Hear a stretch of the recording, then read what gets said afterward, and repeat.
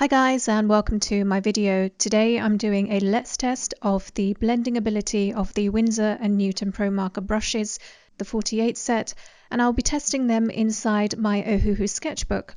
The Ohuhu sketchbook is designed to be used with markers, so if markers don't blend inside the sketchbook, then I can't really expect it to do very well on other paper. To start off with, I made a list of all the different color combos that I thought I could try out. From this set, I used the swatches I had made in a previous video to help me identify the colors that were close enough together to create a blend, and I ended up with 31 combos, although if I wanted to, I could have done more, but I chose not to combine too many colors that were from a different color family. When it came to drawing the rectangles out in order to do the blending test, I used my Pigma Micron pen to do the outline because that is bleed proof and waterproof when dry. In terms of how I chose to blend, I would first put down the base color, which would be the lightest color out of the 3 or 2 that I would be blending, and then I would add the mid-tone color and blend that out with the lightest color, and if there is a darker color, a third shadow color, then I would add that in, blend it out with the mid-tone color, and then blend the shadow and mid-tone out with the lightest color. For me, I found that this is the most effective way of creating a seamless blend, but as you'll see, this didn't quite work out very well for some of the swatches. Whilst I was completing the swatches, I came across 2 issues. The first is that there were colors which I expected to blend but which didn't, and the second is that this set does not have enough cool toned colors to use in the shadows. As far as the latter issue is concerned, shadow colors usually are cool toned because cool colors have a way of drawing attention away from them, whereas warmer toned colors have a way of drawing attention to them. And in an artwork, you want the shadows to recede into the background and for the highlighted areas to come forward. And in order to achieve this, the shadow colors need cooler tones and the highlight colors need warmer tones. This set in particular does not have the cool shadow tones from what I can tell. So there were certain blends which didn't work out very well. For example, there's the cocoa and henna blend, and I think cocoa is the darker one. I'm not quite certain because I'm looking at the swatches and not at the video of me creating the swatches, but whichever one is the darker color, it's way too bright to be a shadow color. If anything, both cocoa and henna fight to be in the foreground, and the shadow color should really be receding into the background. I actually have a lot more colors of the Winsor & Newton Promarker brushes than what's in this set because I had bought them previously. If I remember correctly, there's about 72 or something like that colors in the entire set, and from my memory, outside of the 48 set, there aren't very many, if any, colors that are cool toned and can be used in the shadows. The first piece of feedback I have for Winsor & Newton, therefore, is please do create more cool-toned shadow colors to add to the set. I think it will really boost its value and make it something that we as a consumer can rely on wholly without having to, for example, go outside of the brand to purchase shadow colors. Now going back to the first issue I had, which is that some colors which I expected to blend didn't blend in the swatches. So these were the combos of lime green, bright green and forest green, and then china blue and indigo blue, and mint green and lush green. These are colors I expected to blend because I had used them in a doodle in this sketchbook previously, and they seem to blend just fine. I figured there's a difference in the way I blend when I'm approaching an actual sketch as opposed to doing swatches, so I thought I would retest these colors in a sketch. The drawing I chose to color in is a geometric pattern, which if you've seen my video on drawing mosques as a sketchbook idea, then you might have seen me create this or sketch this drawing out in the first place. I'll leave a link on the iCard on the top right hand corner so you can see that video if you wish to. I did come across some issues when I was transferring the sketch of this geometric pattern into my Ohuhu sketchbook. The first issue I had is that I hadn't pressed down hard enough on the tracing paper to transfer the graphite onto the paper.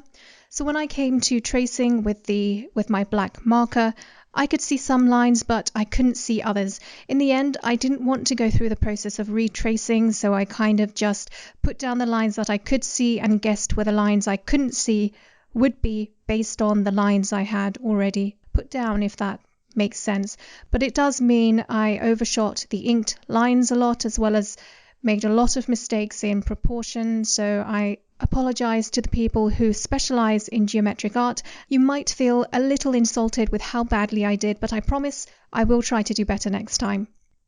The second issue I came across is that despite me doing tests with the Pigma Micron pen, my Staedtler fineliner, and my Winsor & Newton fineliners to see if they will bleed with the marker, apparently my test wasn't good enough, because when I picked the Staedtler pen thinking it wouldn't bleed, some areas did in fact bleed. The first colour combo I added in was yellow, canary, sunflower and amber, and as expected this blends just beautifully. I knew it would, but I still added it in to the sketch because I wanted you to have a base of what good blending is, so that you can compare the other markers to it in order to assess whether they do blend well or not. The second colour combo, which didn't do very well in the sketch but clearly did a very good job here, is lime green, bright green and forest green. The only real difference I can tell from how I blended here in this sketch to how I blended in the swatches is that I took a lot more time and I used a lot more ink to blend. I basically just continued using the lighter colour to blend until I saw the blend happen, whereas when I was doing these swatches I didn't continue blending because I felt like I was wasting ink. The next colour combo was China Blue and Indigo Blue, and I think these two were the hardest to blend together.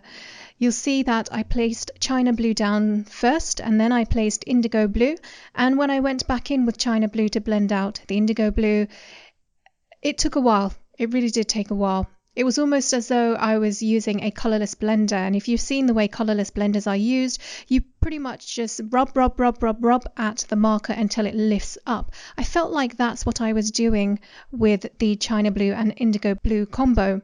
I was rubbing with the China Blue into the Indigo Blue until the Indigo Blue basically melted away.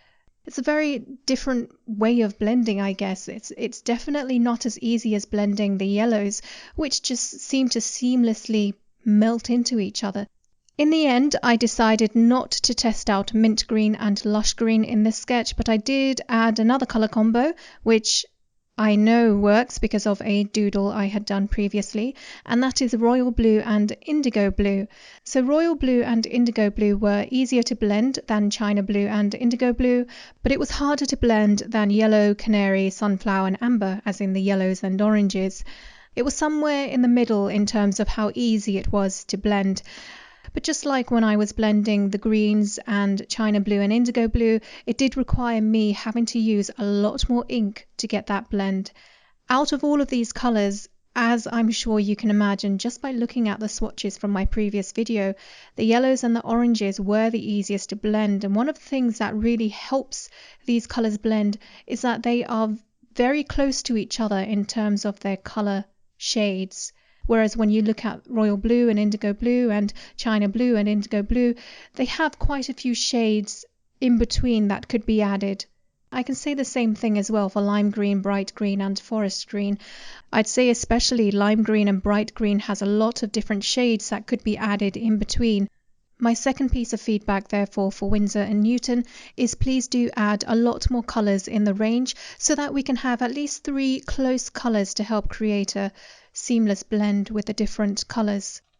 In terms of my conclusions, the first is that the colour combos that I tested out in this sketch, at least I can say that they blend well, but I can't comment on the others because I haven't used them in a sketch, and as we have seen from this video, the way at least I blend when I'm doing swatches and when I'm doing an actual piece of artwork can be very different. So I can't comment on how well the other colours can blend until I use them in a sketch. What I can say, however, is that this set, and from what I can see, the rest of the colours within the Winsor & Newton Promarker brush set, they lack cool toned shadow colours, so I would like to see that added. So that's all I have to say for this video. I hope it has been useful, and thank you guys for watching, and I hope to see you next time.